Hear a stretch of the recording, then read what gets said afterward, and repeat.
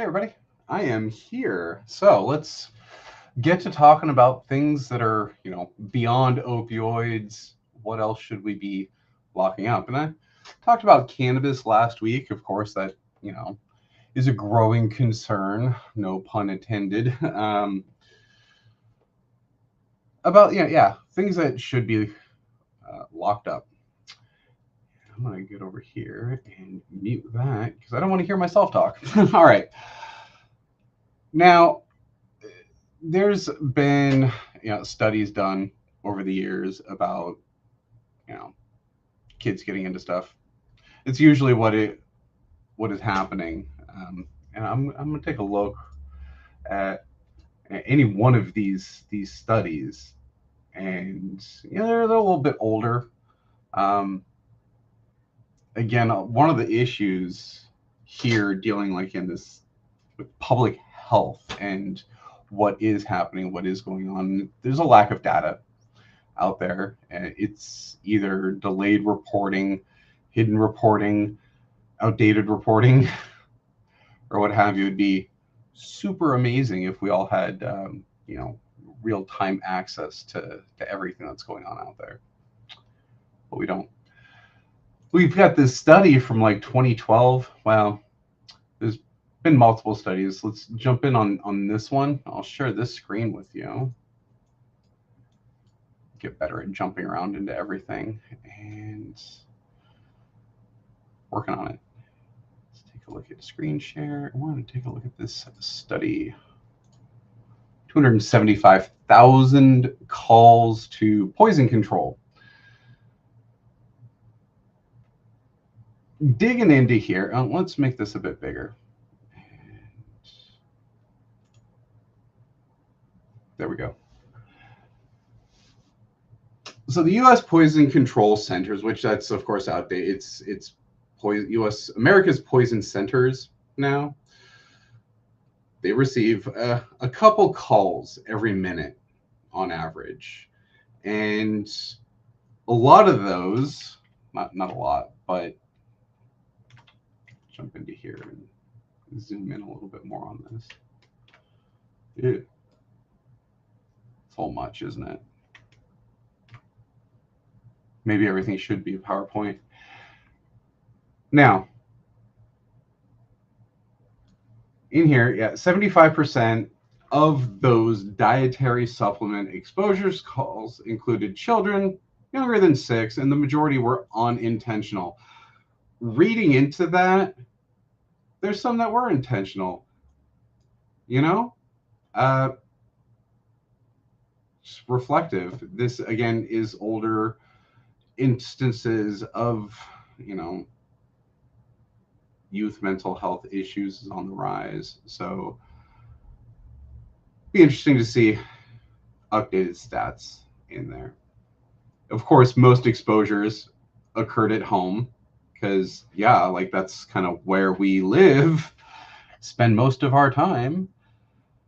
And in more than 97% of the cases, the child swallowed the substance. And again, we're talking supplements here. We're not talking like a bunch of fentanyl or anything like that.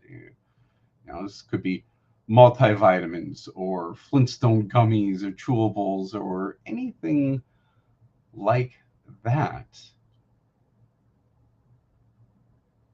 Now, serious medical outcomes accounted for only 4.5% of exposures.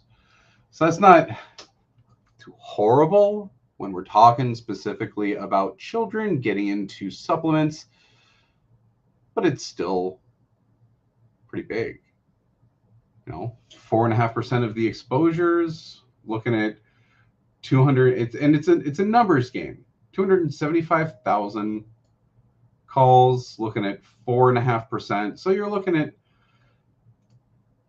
12,000 nearly calls that ended up with a very serious outcome.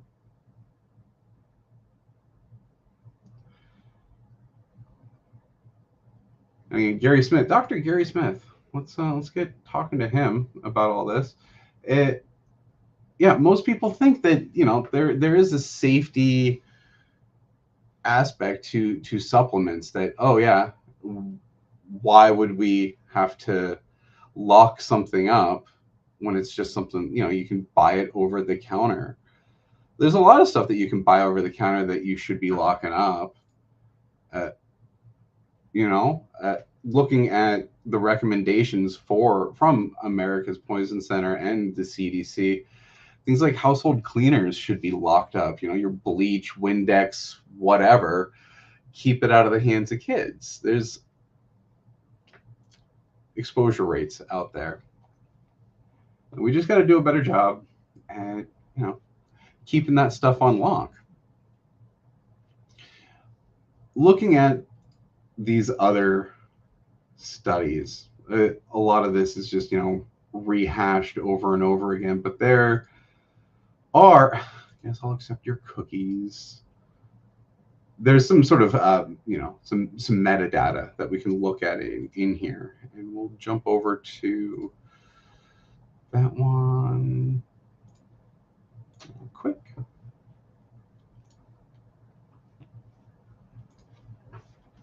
And this gets a little wordy. These are studies, and I'll do my best to break it down. But even then, I mean, I'm not a doctor.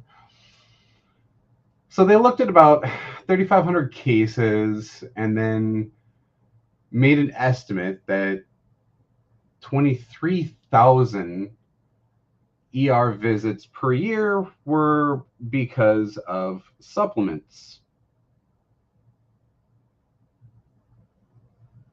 Only a couple thousand hospitalizations annually. It's not horrible. Kind of when you're looking at it, it is an issue. But one that I think, if folks are just made aware that they need to do a better job, they will do a better job, most especially when they're given those tools, those physical tools that they can implement, whether or not it's a lockbox. It could be a locking bag, it could be extra kind of locks. And North Carolina is pushing thousands of locks into their communities to help reduce these early exposures, these unintentional exposures. Most of these visits involve young adults. Wait, now, okay, fine. Young adults between 20 and 34 years. I mean, to me, young adult is under 18, 17 and under kind of thing. Young, those teen years, whatever. Young adult, 20 to 34-year adults, calling it. I'm sure there's some 34-year-olds out there that are like, oh yeah, I'm a young adult. Get out of here. So a lot of young adults, and then unsupervised children. And what happened is that most of them were, caused to throw up. Now, out of these visits, the most common kind of supplement are like herbals, complementary nutrition like aminos and whatnot, your creatines and what have you, micronutrients. So yeah, like your Flintstones and those other kind of gummies and whatnot.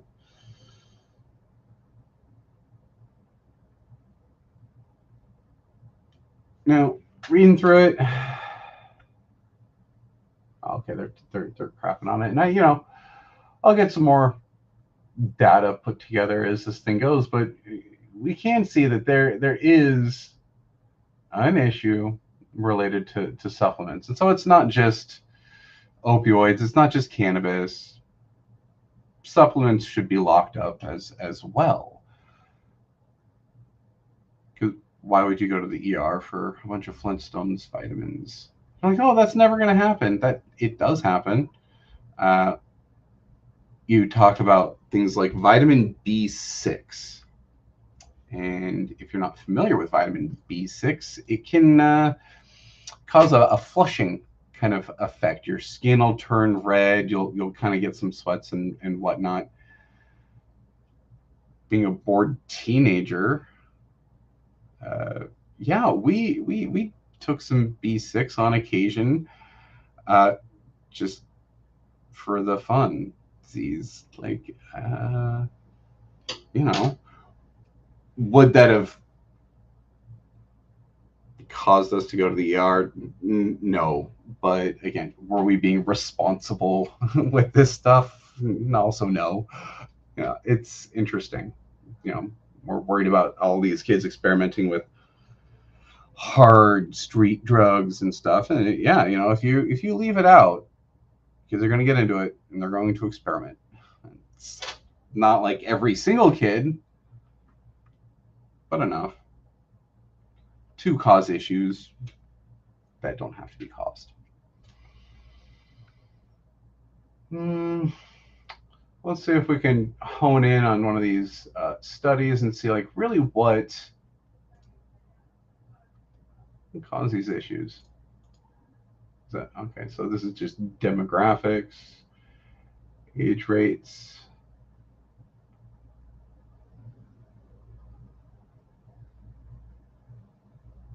genders, race.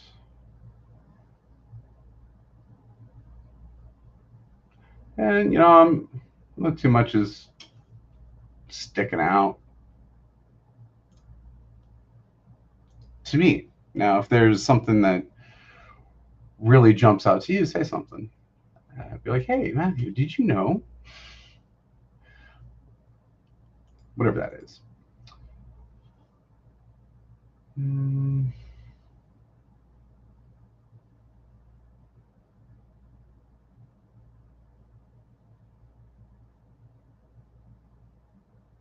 weight loss products being implicated in a quarter of those visits.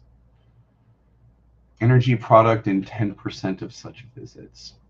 Lock up your Red Bull. No. Then again, have you seen how expensive that stuff is getting? Like, maybe lock it up.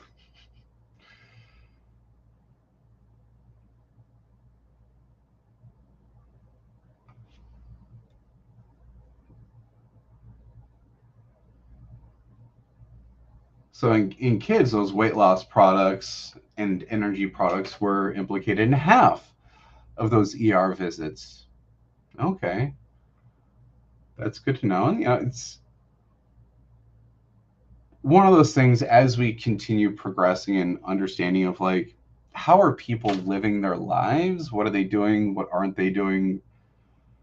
We can hone our messaging a bit better. Like, you know, hey, yeah, post up at GNC and say, all right, you're taking stuff. Do you have a kid in your life? Are you locking things up? And you know, I'm not over there saying we got to like be locking up our protein powders or anything like that. But there are supplements, there are substances that, yeah, you know, if a toddler got into like that C4 extreme, like pre workout, like stuff and just ate the crap out of it, that is probably going to end up in an ER visit. You know, you see these swole, jacked dudes that are like, you know, putting up the numbers and gaining the gains. And, you know, this stuff is like helping them do that. Like, shit, what is that going to do to a 2-year-old? The kid's not going to be out there like, you know, burning it off or whatever. Like, you know, and then what? And then what? And each individual case might be mild, but if we're filling up our ER rooms or with this kind of stuff, we're not addressing the things that are even more acute and critical. It's static, it's noise across the spectrum of care. I believe, you know, overall, like there's enough happening to cause kids to go into the ER that is preventable, that once we get our hands on it, we'll be like, how did we ever allow ourselves to live like that? And, the age of enlightenment, sure. We'll get there.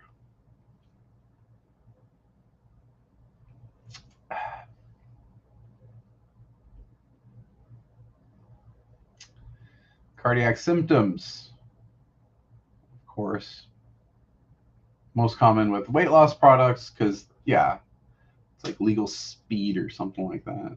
Or just so much freaking caffeine in it. It's like, yeah, might as well be drinking some energy drink or something like that.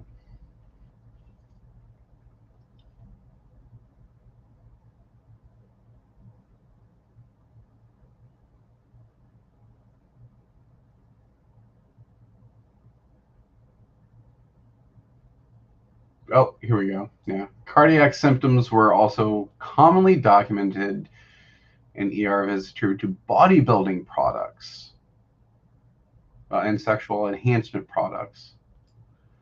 I mean, yeah, a lot of those products are designed to open up your blood vessels to increase performance, get more oxygen and nutrients to your cells. So if you do too much, then yeah, you're gonna overstimulate and overwork those systems. I'd love to have a doctor come on and talk about this kind of stuff in certain details. About like, okay, well, with these products, pay attention to this, handle it like this kind of thing. Uh, get that expert advice, because by no means am I the expert over here on these ER visits and whatnot. Like, I never ended up in the ER myself for taking too much stuff, but I took somebody to the ER after they you know took too much aspirin. I was just thinking, like, when did I take people to the ER? Only a couple times, right?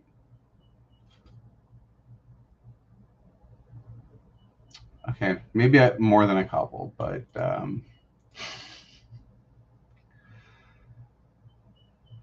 only once for the overdosing. Sorry, I get lost sometimes. Trends over time. This could be good to know, even though it's a little bit older. But like how what was happening? So between there was 2004 2005, there was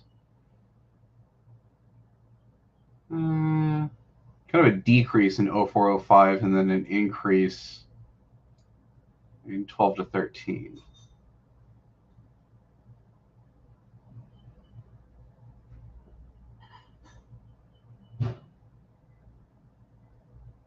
Micronutrients increasing, right?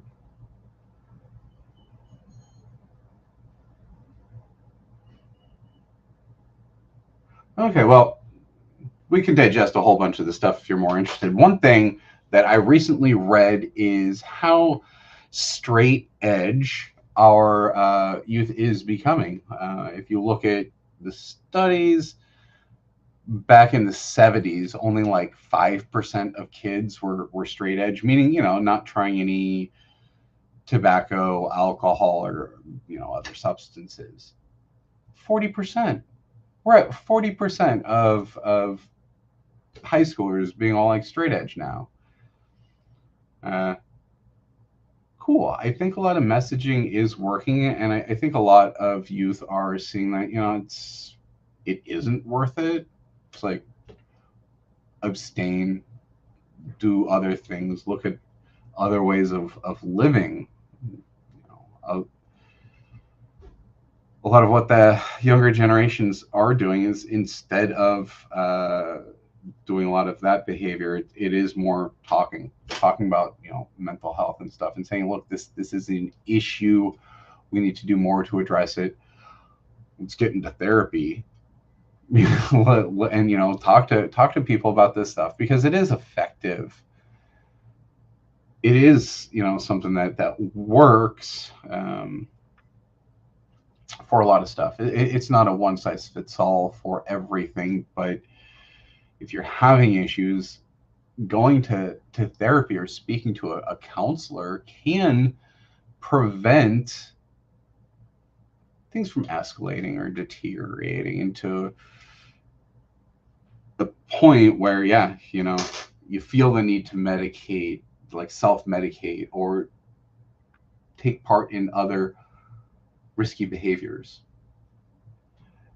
There's a variety of reasons why we do the things that we do, and we can't take a one size fits all approach to people's behaviors.